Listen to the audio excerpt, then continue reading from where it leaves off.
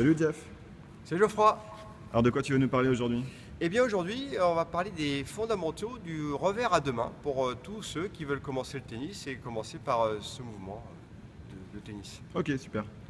Voilà, donc on va commencer d'abord par un petit mot d'excuse. On n'a pas fait de vidéo en janvier parce que Geoffroy Vidal, notre caméraman, était très occupé à jouer la star au Trophée Perrier, dans laquelle il est aujourd'hui en quart de finale et a rapporté donc déjà un point au club C'est exact. de Deuil. Donc félicitations à toi Merci. Geoffroy. Et grâce d'ailleurs, comme tu me l'as dit, aux vidéos que tu as pu visionner et qui t'ont donné ce niveau extraordinaire. Ça m'a beaucoup aidé, c'est vrai.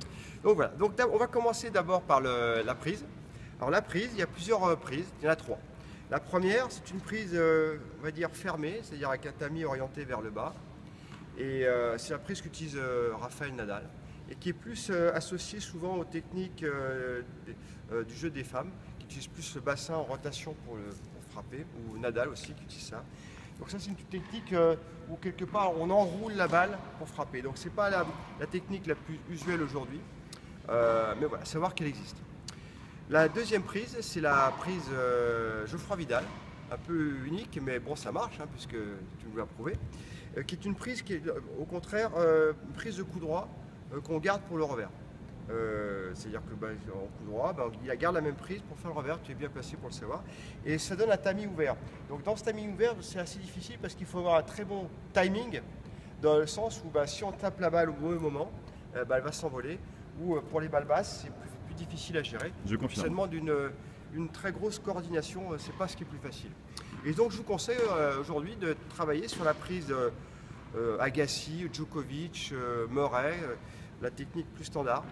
Et donc ce qui consiste à prendre la raquette avec une prise marteau sur les deux mains. Ce qui donne, on prend la raquette, on la tient, on est relâché, la raquette est verticale devant nous. Et chose importante, les mains doivent être collées au bout de la raquette pour avoir le relâchement, pour travailler au début le relâchement avec le petit doigt. Et les deux mains sont collées. D'accord. Voilà, ça c'est pour la prise. Ensuite, pour la préparation, alors faut que je la fais pour un gaucher, pour un droitier, comme Pour un droitier, je pense que ça parlera plus. pour un droitier. Donc pour la préparation, il faut que j'inverse les mains. Oui, c'est comme ça. Pour la préparation, tous les coups sont très importants. Ce n'est pas les bras qui font tourner le corps, c'est la rotation des épaules. Et les bras restent détendus.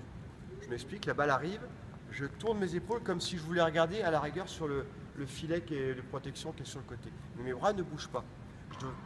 Souvent, ce qu'on voit, c'est une technique avec le bras qui tire, ce qui finalement donne une impression de tourner les épaules. Mais là, on voit bien, hein, les épaules ne tournent pas et les bras sont tendus.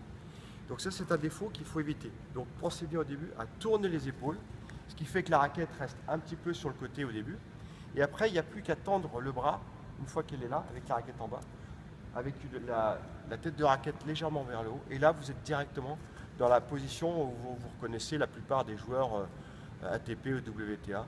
Dans cette position, tête de raquette, bras tendu, et la raquette qui reste bien sur le côté et pas derrière.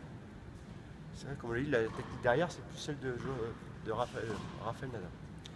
Une fois qu'on est là, deuxième chose importante, c'est de travailler avec des appuis, ce qu'on appelle semi-ouverts.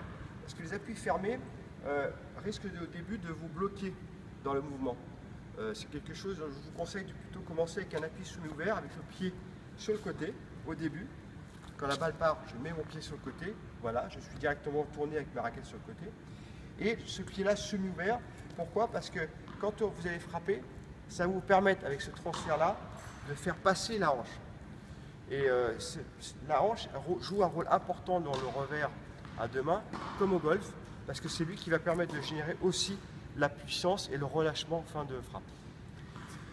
Donc je reprends, appui semi-ouvert, ma raquette, bras tendu, ma raquette qui pointe vers le haut, les mains collées avec deux prises de marteau. Et pour le déclenchement, à ce moment-là, je laisse dans le relâchement descendre ma tête de raquette sous la balle et je remonte rapidement avec le bras pratiquement tendu, celui-là, la tête de raquette qui est derrière, et en restant fixé sur la balle. Évitez ce qu'on peut voir au début, ça, qui fait qu'on fait des bois ou on ne frappe pas la balle. Il faut bien rester concentré sur cette frappe avec une raquette qui descend en dessous et qui remonte rapidement et on laisse le regard sur la balle. Et là, on a un peu une position du golfeur qu'on connaît aussi pour ceux qui pratiquent. D'accord. Voilà. Et c'est quel bras qui fait l'action en fait? Alors l'action, bonne question Geoffroy. Le bras qui fait l'action, contrairement à ce qu'on peut penser, quand on fait un revers à une main, forcément, c'est le bras qui tient la raquette qui agit. Quand on fait le revers à deux mains, le bras qui agit, c'est pas le bras du droitier pour ceux qui est le droitier, ça va être effectivement le bras gauche. C'est un peu comme si on tenait sa raquette ici, avec sa main directe, et qu'on voulait taper un coup droit de sa main gauche. Et avec l'autre main qui n'est là que pour diriger la raquette. Mais la puissance et la frappe vient effectivement du bras gauche pour un droitier. Donc si je voulais frapper, si je relâchais ma main, je serais comme ça, quoi. Effectivement, on retrouve la technique d'un coup droit de gaucher pour un droitier. D'accord. On voit ça en application? Ouais.